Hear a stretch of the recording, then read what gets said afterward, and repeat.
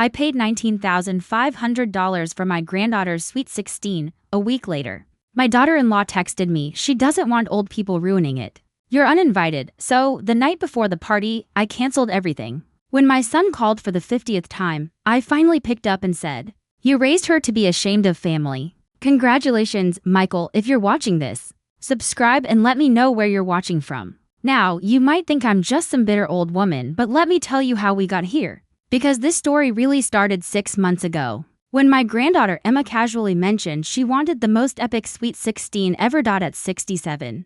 I've learned to spot manipulation from a mile away. But when it comes from your own blood wearing braces and batting those Williams family blue eyes, well, even tough old birds like me can get our hearts twisted around little fingers. Grammy. Emma had said, curling up next to me on my living room couch. All my friends are having these amazing parties. Madison's parents rented out the entire country club. Sophia's having a winter wonderland theme with real snow machines. I should have seen it coming when Emily, my daughter-in-law, suddenly appeared from the kitchen carrying tea she'd never offered to make before. "Emma, don't bother your grandmother with party talk," Emily said sweetly, setting down cups with the kind of careful precision that screamed calculation. But Emma pressed on. "I just want something special. Something that shows how much our family means to each other." The way she said family made my chest tighten. After my husband Robert died 2 years ago, these little moments with Emma had become everything to me. Michael was always busy with work. And Emily, well, Emily tolerated me at best. "What did you have in mind, sweetheart?" I asked, already knowing I'd just gone from observer to participant in whatever game was being played. Emma's eyes lit up. "Well, there's this venue called Riverside Gardens. They do these incredible themed parties. The space rental is $8,000, but Grammy, imagine dancing under fairy lights by the river. $8,000. I felt Emily's sharp gaze on me waiting. "And then there's catering," Emma continued. "Jeps does these amazing Italian spreads. Everyone says they're the best. How much would all this cost?" I asked carefully. Emma bit her lip. "Maybe $20,000. I know it sounds like a lot, but Grammy, this is my sweet 16. It only happens once. $20,000. My social security and Robert's pension kept me comfortable, but that was serious money." Still, looking at Emma's hopeful little face, I felt myself wavering. "Let me think about it," I said. That's when Emily made her move. "Dorothy, that's so generous of you to even consider it," she said. I told Emma she was dreaming too big, but you've always been the kind of grandmother who makes dreams come true. The flattery was thick as molasses, but something in her tone bothered me. There was an edge underneath the sweetness, like she was reading from a script. 3 days later, Emma called me crying. Madison's mom said I can't compete with her party if I'm having some backyard barbecue. "Grammy, please. I'll be humiliated." That night, I wrote the first check. "Now, before you judge me too harshly for falling for the oldest trick in the book, let me paint you a picture of my family, or at least what I thought it was. Michael is my only child. When his father left us when he was 12, it was just Mike and me against the world. I worked double shifts at the hospital, scraped together his college tuition, and watched him grow into a man I was proud of. He became an engineer, married Emily when he was 35, and gave me the granddaughter I'd always dreamed of. Emily Patterson Williams came from money. Old Chicago money. The kind that comes with trust funds and summer houses in Michigan. When Michael first brought her home 7 years ago, she was polite enough, but I always felt like I was being evaluated, not welcomed. "She's just particular," Michael would say whenever I mentioned feeling uncomfortable around her. Give her time. 7 years later, I was still being given time, but Emma was different. From the moment she was born, she was mine as much as theirs. While Emily focused on her interior design business and Michael worked 60-hour weeks, I was the one teaching Emma to bake cookies, taking her to museums, listening to her middle school drama. Or so I thought. After I wrote that first check for the venue, the requests started flowing in. Designer decorations from some boutique in Lincoln Park, a DJ who apparently spun for celebrity parties, a photographer who charged more per hour than I used to make in a week. "Grammy, everyone will be taking pictures," Emma explained during one of our shopping trips. "The photographer makes all the difference. Look at Madison's photos from her party." Emma showed me pictures on her phone, shots that looked more like a movie premiere than a teenager's birthday celebration. "These are beautiful, sweetheart, but Grammy," she said, eyes shining, "I know it's expensive, but think about it. These pictures will be forever. When I'm old like you, I'll show them to my grandchildren, old like me." The phrase stung more than it should have. Each time I hesitated, Emily would appear with just the right comment. "Dorothy, you know how teenage girls are. Image is everything at this age. We want Emma to feel confident and proud by month 3. I'd written checks totaling $15,000 by month 5. We were at $19,000, and through it all, I felt this growing unease I couldn't quite name. Something about the way Emily's eyes gleamed whenever I pulled out my checkbook. Something about how Emma's requests always came with detailed price quotes already researched. Something about how neither of them ever asked if I could actually afford all this. But they were family. And family supports each other, right? The final straw should have been when Emily suggested I also cover Emma's dress shopping trip to some boutique in downtown Chicago. The dress is really the centerpiece of the whole event, Emily said, already pulling up the boutique's website. Emma found this perfect gown, but it's $2,500. $2,500 for a dress a 16-year-old would wear once. I said carefully. That seems excessive, Gigi. Emma's voice took on that wounded tone I'd learned to dread. This is my special day, so I wrote the check. The next morning, I sat in my kitchen staring at my bank balance, wondering when exactly I'd lost control of this situation and, more importantly, why I felt like a stranger in my own family. The text message arrived on a Tuesday morning while I was having coffee and reviewing the final party details. $19,500 later, everything was set for Emma's Sweet 16 on Saturday. The message was from Emily. Hi Dorothy. Emma has been thinking and she's realized she wants her party to be more of a young person's event. She doesn't want older family members there because it might make her friends uncomfortable. Hope you understand. The family will celebrate separately with you another time. I read it twice. Sure, I'd misunderstood something. Older family members. Like I was some ancient relic who might embarrass the precious princess at her party that I'd just funded to the tune of nearly $20,000. I called Michael. Immediately, Mom, hey, what's up? His voice had that distracted quality that meant he was probably checking emails while talking to me. Michael, Emily just uninvited me to Emma's party. Silence. Then, what do you mean, uninvited? I read him the text message word for word. Another pause. Mom, I'm sure there's been some misunderstanding. Emily wouldn't, she would, and she did. Michael, I've paid for everything. The venue, the catering, the decorations, the photographer. Nearly $20,000. $20,000? His voice sharpened. Mom, I had no idea it was that much. Emily told me you wanted to contribute. Contribute, I said, as if I'd offered to bring a casserole to a potluck. Michael, I need you to handle this with your wife, of course. Let me talk to Emily and Emma. I'm sure we can work this out, but deep down, I already knew we couldn't. You don't accidentally send a message that cruel. You don't casually uninvite the person paying for the entire event. Unless you never wanted them there in the first place. That afternoon, I did something I probably should have done months ago. I started making phone calls first. I called Riverside Gardens. Mrs. Williams, the event coordinator, said warmly, everything's all set for Saturday. The final payment cleared this morning. About that, I said, I need to know about your cancellation policy. There was a pause. Well, for events this close to the date, we typically require full payment.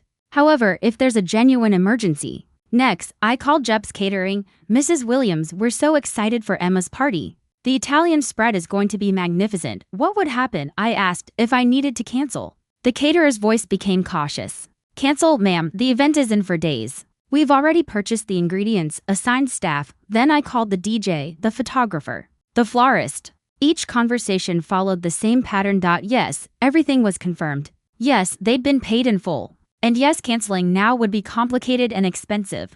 But here's the thing about being 67 years old and having survived a husband's death.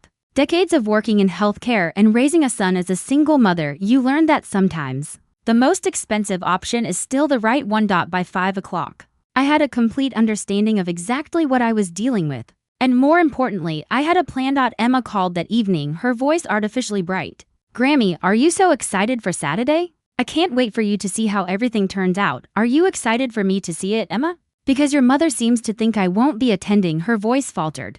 Oh, that? Grammy, don't be upset. It's just my friends think family parties are kind of, lame. I see. And who paid for this party that's too lame for family? Silence. Emma, answer me. You did, Grammy.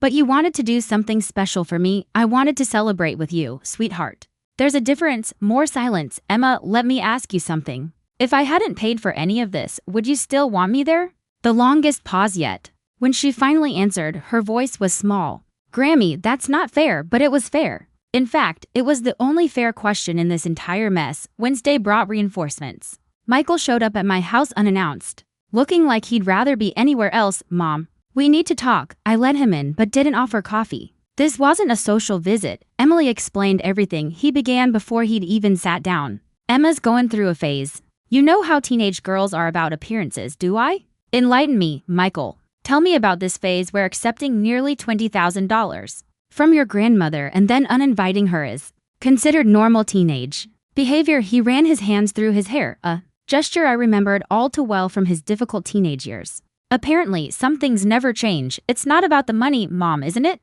Because from where I'm sitting, it looks exactly like it's about the money. Emily and Emma got what they wanted, and now they're discarding the inconvenient old lady who provided it. That's not it, Mom. You're being dramatic. Dramatic? I repeated, my voice sharp. The word every woman hears when she dares to point out being treated badly. I took a breath. Michael, let me ask you something, and I want you to really think before you answer. If your daughter is embarrassed by her own grandmother, what does that say about how you and Emily have raised her? His face flushed. That's not fair. What's not fair is teaching a child that love comes with a price tag, that family members are disposable once they've served their purpose. I walked over to my desk and pulled out the folder I'd prepared the night before. Inside were copies of every check I'd written, every receipt, every invoice related to Emma's party. $19,537, I said, spreading the papers across the coffee table. That's what your daughter's embarrassment of me cost. Michael looked down at the documents, his face growing paler with each page. Jesus, Mom, I had no idea. Your wife did, I said evenly. Emily knew exactly how much I was spending because she helped Emma ask for most of it. I watched understanding dawn in his eyes. Michael might have been conflict avoidant, but he wasn't stupid. She orchestrated this whole thing. Didn't she? He said quietly. What do you think? I asked. He sank back onto my couch, looking defeated. What do you want me to do? I want you to be a father, I said. I want you to explain to your daughter that actions have consequences. And I want you to have a serious conversation with your wife about respect. And if I do that, you'll what? Forgive and forget? I smiled, but there wasn't much warmth in it. Oh, Michael, I'm afraid it's a little late for that, he frowned. What do you mean? I mean, I've already made some phone calls. Turns out, when you pay for something in full, you have certain authorities. His face went white. Mom, what did you do? Nothing yet, I said calmly. But I have until tomorrow night to make some final decisions about Saturday's event. You wouldn't what? I cut in, exercise my right to cancel services I've paid for? Decide not to fund a party I'm not welcome to attend? Michael stood up abruptly. Mom, you can't punish Emma because you're angry at Emily. I'm not punishing anyone, sweetheart. I said softly. I'm simply applying the same logic Emma and Emily used. If I'm too embarrassing to attend the party, I'm probably too embarrassing to pay for it, too. But all her friends are expecting, are they? I interrupted. Or are they expecting a party funded by the grandmother who's apparently so shameful she can't be seen in public? Michael started pacing. Another old habit from his teenage years. Mom, he said, voice low and desperate, please. Just come to the party, we'll work everything else out later. Michael, do you hear yourself? I asked quietly. You're asking me to pay $20,000 for the privilege of being tolerated by my own family? He stopped pacing and looked at me. Really looked at me with something that might have been respect mixed with fear. What would it take for you to let the party happen? He asked finally. I considered this carefully. Not because I planned to negotiate, but because I wanted Michael to understand exactly what his wife and daughter had cost our family. It would take Emma calling me herself, not texting. Calling and apologizing genuinely for treating me like an ATM with legs. It would take Emily acknowledging what she's done and taking responsibility. And it would take you, Michael, promising me that this kind of manipulation will never happen again. That seems reasonable, does it? I asked. Then make it happen. He left, promising to fix everything. But I'd already decided that some things couldn't be fixed. Thursday passed without a single phone call. Friday morning brought a group text to meet Michael and Emily. Can't wait for tomorrow. Going to be the best day ever. Love you all, from Emma, as if nothing had happened. As if the past week of hurt and manipulation could be erased with heart emojis. I replied to the group text, have a wonderful time, sweetheart, almost immediately. Emily texted me privately, Dorothy, thank you for understanding. We'll make sure to take lots of pictures for you, pictures. She wanted me to be grateful for pictures of the party I had paid for, but wasn't welcome to attend. At noon, Michael called, Mom, Emma's really excited. Maybe we could just let this whole thing slide. You know how teenage girls can be. How can they be, Michael? I asked evenly. Well, emotional, dramatic, they don't always think things through. And what about 38-year-old women married to my son? Are they also emotional and dramatic and exempt from thinking things through? Silence. Michael, has Emma called to apologize? She's been really busy with party preparations. That's not what I asked. He hesitated. No, she hasn't called. Has Emily acknowledged what she's done? Another pause. Mom, Emily feels like you're making this into a bigger deal than it needs to be. I see. So Emily's position is that taking nearly $20,000 from me and then uninviting me is what, a minor social hiccup? She didn't mean it the way it sounded. How did she mean it, Michael? He didn't answer because we both knew exactly how Emily had meant it. At 3 o'clock Friday afternoon, I made my final decision. I started with Riverside Gardens, Mrs. Williams. The event coordinator said warmly, "How can I help you?" "I need to cancel tomorrow's event." The silence on the line was deafening. "Mum, the event is tomorrow. All the preparations are complete. I understand this is unusual," I said calmly. "I'm willing to pay whatever penalties are necessary." "But the Williams Suite 16, everything's ready?" "Yes, everything's ready. The staff is scheduled. The event is canceled. Please remove all decorations and notify your staff." Next, Jep's Catering, Mrs. Williams. "Surely you don't mean—" "I absolutely mean it. Cancel the catering order, but we've already prepared everything. The ingredients alone, I'll pay whatever penalties are required." "Cancel it." The DJ, the photographer, the florist, each call was the same: shock, disbelief, and then grudging acceptance when they realized I was serious. By 5 o'clock, Emma's perfect Suite 16 existed only in her imagination. At 7:30, my phone started ringing. Michael's name on the caller ID. I let it ring, and ring, and ring. 50-3 times, according to my call log. Finally, at nearly midnight, I answered. Double quotes, "Hello. Michael, Mom, what did you do?" His voice was raw from screaming, probably at Emily, possibly at Emma, definitely into the void of his own poor life choices. "I made some business decisions about services I had paid for." "Business decisions?" "Mom, Emma's party is tomorrow." "Is it?" I said mildly. "How interesting. I wasn't invited, so I wasn't really keeping track." "You can't, Mom, you can't do this to her." And that's when I said the words that felt like 30 years of frustration. Finally finding their voice. "Michael, you and Emily taught Emma that I'm too embarrassing to include in her celebration. I'm just agreeing with you." The silence that followed was so long I thought the call had dropped. Then Michael's voice came back, smaller now, almost childlike. "Mom, please. Emma's devastated. All her friends were coming. She's been talking about this for months, has she now?" I said quietly. "And in all that talking, did she ever mention how grateful she was to her grandmother for making it possible?" She's just a kid, Mom. She's 16, Michael. At 16, I was working after school to help support my family. At 16, you were volunteering at the animal shelter every weekend. At 16, a person is old enough to understand gratitude and respect. I could hear Emily's voice in the background, sharp, angry, though I couldn't make out the words. "Emily wants to talk to you," Michael said. "I'm sure she does." The phone rustled as it changed hands. "Dorothy," Emily's voice was arctic. "I don't know what kind of game you think you're playing, but you're hurting an innocent child." "Am I?" I asked evenly, because this innocent child seemed perfectly comfortable hurting her innocent grandmother. "Emma never meant to hurt you.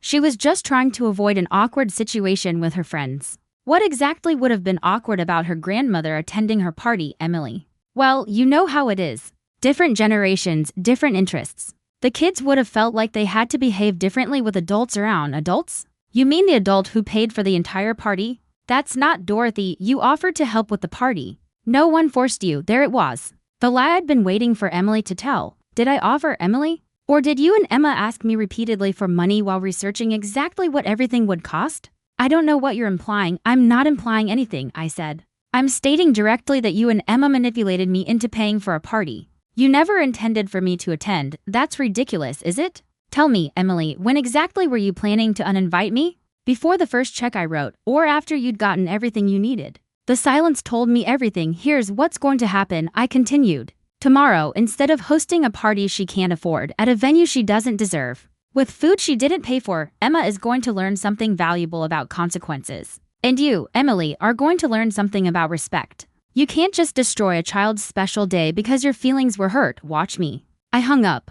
The phone started ringing again immediately. I turned it off. Saturday morning arrived gray and drizzly, which seemed fitting. I made coffee, scrambled eggs, and sat on my back porch watching the neighbor's cat hunt through my garden, peaceful, quiet. The exact opposite of what would have been happening at Riverside Gardens right about then. The doorbell rang at 9:30 through the peephole. I saw Emma standing on my front step, still in her pajamas. Eyes red from crying. I opened the door. Grammy. Her voice was small, broken. Please. My friends, they're all expecting. Everyone knows about the party. Looking at her, I felt a sharp pang of something that might have been regret. This was still my granddaughter. The same little girl who used to beg me to read just one more bedtime story. But she was also the young woman who'd looked me in the eye and asked for thousands of dollars. While planning to exclude me from the celebration, Emma, I said gently, can you tell me why you thought it was acceptable to take money from someone you were planning to uninvite? Her face crumpled. I didn't, Mom said. Grammy, I never meant for this to happen.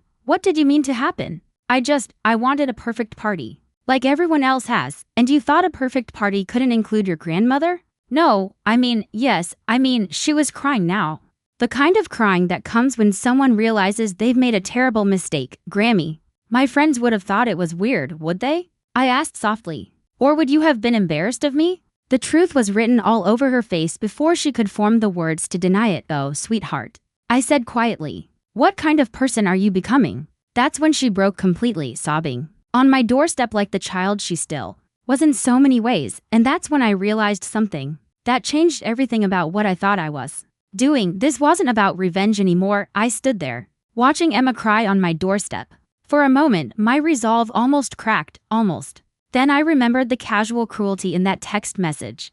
The entitled assumption that I'd fund my own exclusion. Come inside. Sweetheart, she followed me to the kitchen, where I poured her orange juice and set out tissues. Amazing, I thought, how we return to childhood comforts in moments of crisis. Grammy, please. She whispered. Can't you just unfix everything? Fix what exactly? The party. Call everyone back. Tell them it was a mistake. I sat across from her at my small kitchen table. Emma, do you understand what you and your mother did to me? We hurt your feelings, she said quietly. And I'm sorry. I really am. This goes deeper than hurt feelings, sweetheart. You taught me something about how you see me, about how I fit into your life. She wiped her nose with a tissue. That's not, I love you, Grammy, do you? Or do you love what I can do for you? The question hung between us like a challenge. That's not fair, she whispered. Emma, when's the last time you called me just to talk? Not to ask for something. Not because your parents made you, I asked softly, but because you wanted to hear my voice? She opened her mouth, then closed it. When's the last time you asked about my life? How I'm doing since Grandpa Robert died? Whether I'm lonely? What I do with my days? Her face flushed, that deep, guilty red that comes from uncomfortable self-awareness. Grammy, I'm busy with school and friends, and I know you are, I said gently. But Emma, relationships aren't one-way streets. For 6 months, you and your mother have treated me like a bank account with legs. Mom said you wanted to help. I did want to help, I said.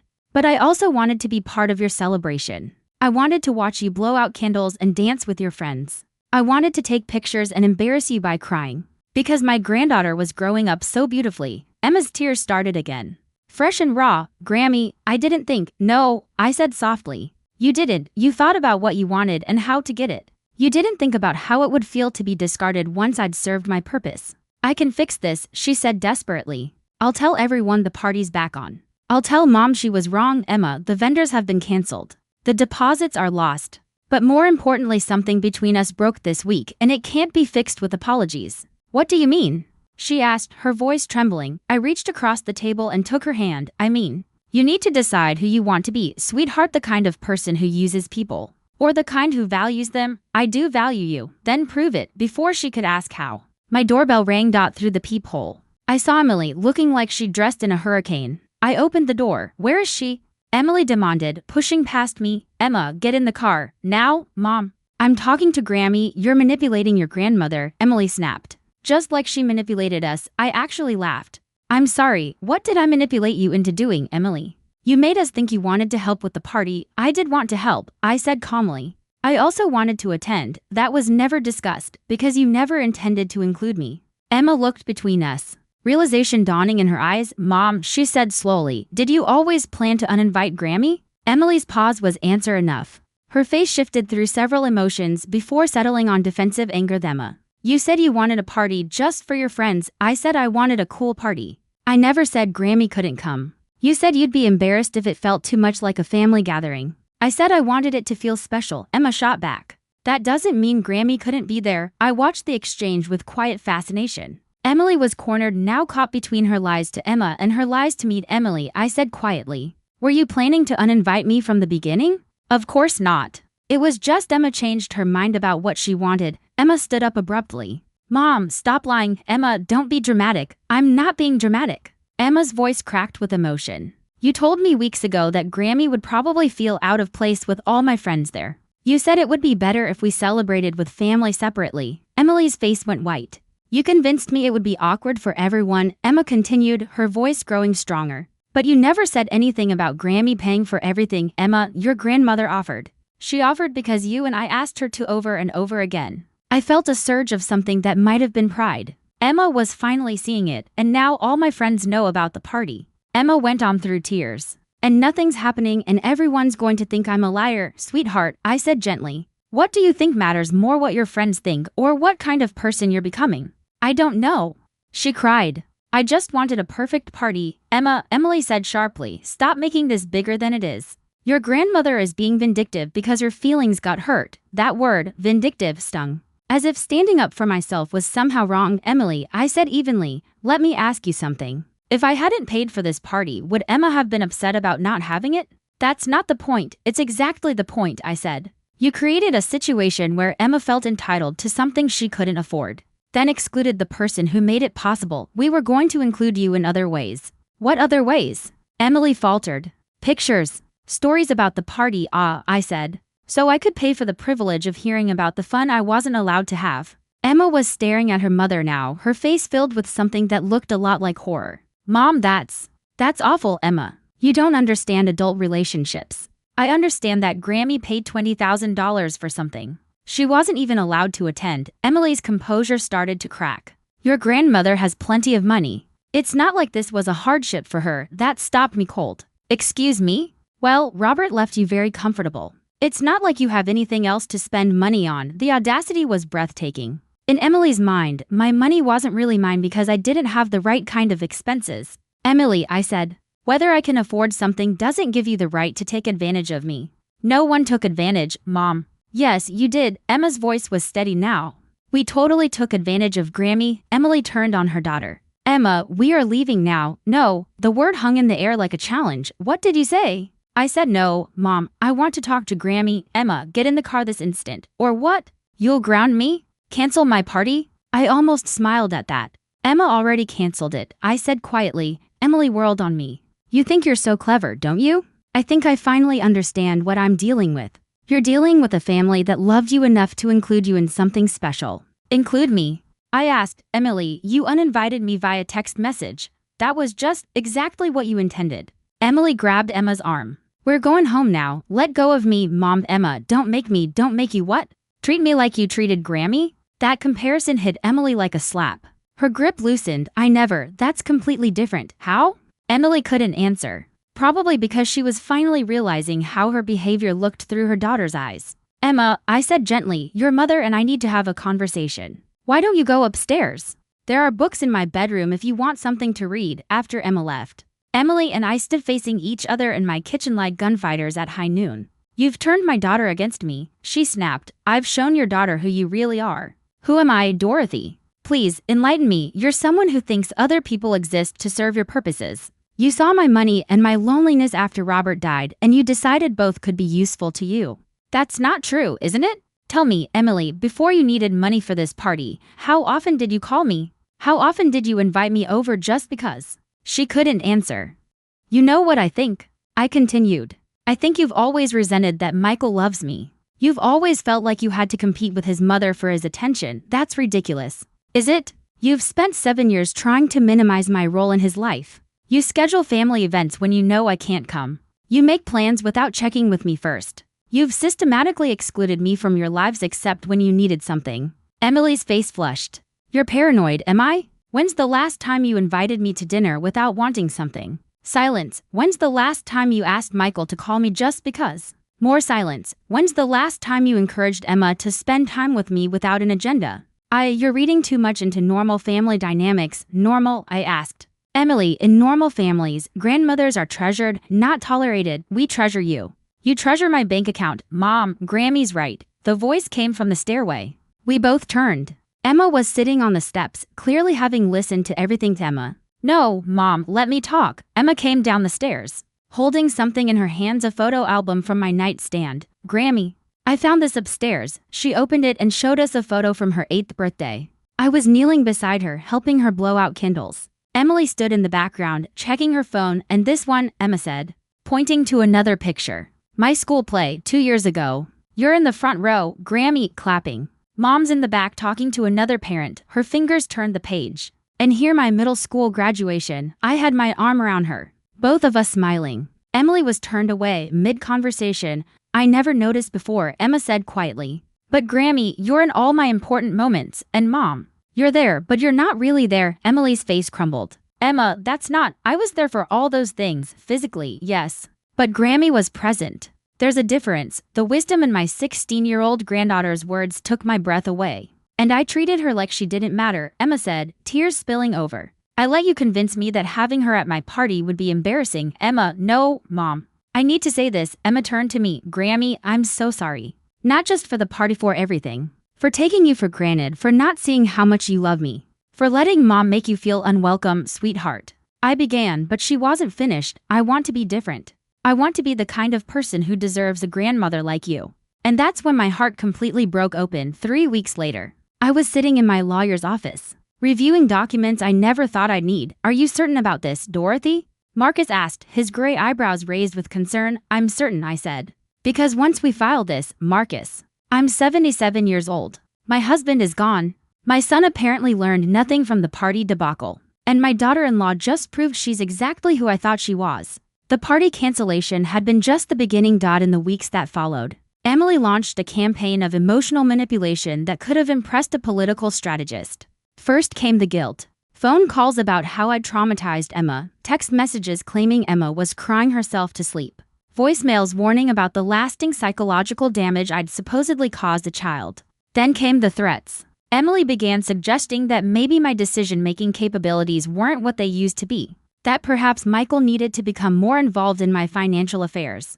That maybe I needed help managing my money. The final straw came when I found out she'd actually called my bank pretending to be my daughter-in-law, claiming to be concerned about unusual account activity when I called to complain. Mrs. Patterson-Williams, the bank manager, told me. We didn't provide any information, of course, but she was quite persistent. She seemed to think she had some right to access your accounts. That's when I called Marcus. "The trust structure you're proposing is quite complex," Marcus said, now reviewing the papers. "Are you sure you don't want to discuss this with Michael first?" Michael's had 3 weeks to have an adult conversation with his wife about boundaries and respect, I said. Instead, Emily's doubled down on her behavior. "What exactly happened?" he asked. I pulled out my phone and showed him the texts from Emily. "Dorothy, we need to talk about your increasing isolation and erratic behavior. Michael is concerned." From Emily, "Your vindictive response to a simple misunderstanding suggests some concerning changes in your personality." From Emily, "We think it might be time to consider whether you should be making major financial decisions alone." Marcus let out a low whistle. "She's questioning your mental competency. She's setting up a narrative," I said, "where I'm the unstable old woman who needs her family to protect her from herself. And Michael, he's caught in the middle, trying to keep everyone happy, which means he's enabling her." Marcus set down the documents. "Dorothy, what you're proposing will protect your assets, but it will also create significant family conflict." "The family conflict already exists," I said quietly. "I'm just refusing to pretend it doesn't." "Walk me through this one more time," Marcus said. I took a deep breath. "The trust gets everything: the house, the investments, Robert's life insurance, all of it. Emma gets an education fund that Emily can't touch. Michael gets a modest inheritance when I die, but only if he's maintained a respectful relationship with me. And if he hasn't, his portion goes to charity." "That's a powerful incentive for good behavior," Marcus said. "It's also a test," I replied. "If Michael chooses Emily's manipulation over his mother's well-being, then he's not the son I raised and he doesn't deserve Robert's legacy." Marcus nodded slowly. "And the immediate changes? My house gets transferred to the trust tomorrow. All my accounts get restructured. Emily will wake up Monday morning to find her financial access to me completely eliminated. She's going to be furious. She's going to be exactly who she's always been," I said. "The only difference is now she won't be able to hide behind fake concern and manipulation." Marcus smiled faintly. "And Emma?" For the first time in weeks, I smiled too. "Emma's been calling me every day since the party incident, Real calls about school, about friends, about whether she should try out for the debate team. She's even started asking about Robert, what he was like, what our life together was like. That's wonderful, Marcus said softly. She's becoming the person you always knew she could be, sometimes, I said. Signing the final page. People need to see the consequences of their choices before they can change. Marcus gathered the papers. I'll have everything ready by Monday. But Dorothy, once this is done, there's no going back. I looked out the window at the quiet city below. Marcus, I haven't been truly happy in my own family for years. They've made me feel like a burden. I told Marcus quietly. An obligation. An inconvenient reminder of their duty. The only person who treats me like I matter is my granddaughter. And she had to learn that by watching me stand up for myself. Marcus looked at me thoughtfully. And if Michael chooses Emily over rebuilding his relationship with you, then I'll know where I stand, I said. And I can stop pretending otherwise. That night, my phone rang. Grammy, Emma said. Are you really going to change your will? Word travels fast in families. How did you hear about that?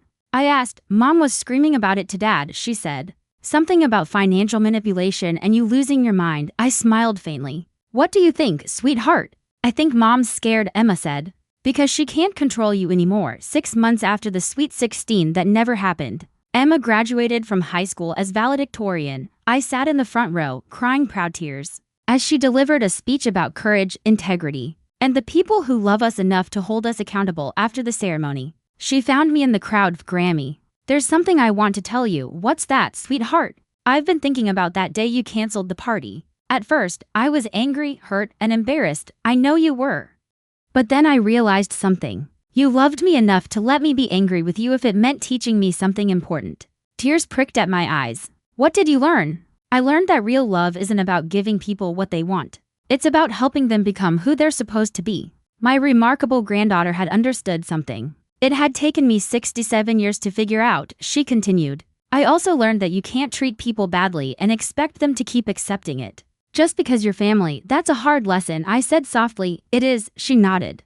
But Mom needed to learn it, too. I glanced around the graduation reception. Michael was chatting with other parents, looking proud and happy. Emily stood nearby, but she wasn't engaging with anyone. She'd barely spoken to me all day, beyond polite small talk. The trust had done exactly what I'd intended. It removed her financial motivation for keeping up appearances. And in doing so, it revealed the truth. She'd never wanted a relationship with me. Only my resources, Grammy, Emma said.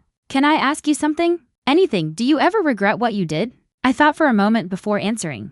I regret that it was necessary. I regret that your mother and I couldn't find a way to respect each other. But I don't regret standing up for myself. Dad says you've changed, she said. Have I? You're stronger now, she said. More. Yourself, if that makes sense. It made perfect sense. For years, I'd been shrinking myself to fit into their version of who I should be. Convenient, undemanding, grateful for whatever scraps of attention they offered. Emma, I said gently. I want to tell you something important. You never have to accept being treated badly. Not by friends, not by partners, not even by family. Love doesn't require you to tolerate disrespect. Is that why you changed your will?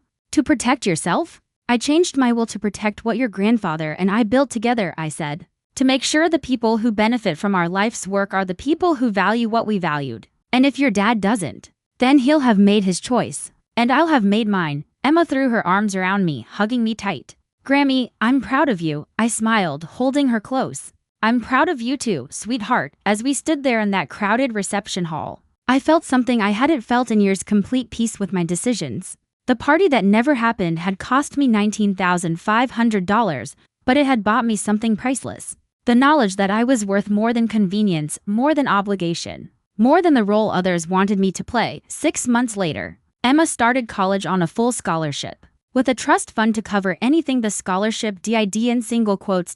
Michael and I met for coffee once a week, slowly rebuilding our relationship on mutual respect. Emily and I maintained a polite distance, nothing more, nothing less. And me? I learned that sometimes the most loving thing you can do is refuse to enable someone else's worst impulses. Even when that someone is family. Even when it costs you everything you thought you wanted. Even when it means canceling the party. Thanks for listening. Don't forget to subscribe, and if you've ever had to stand up for yourself, share your story in the comments. Your voice matters.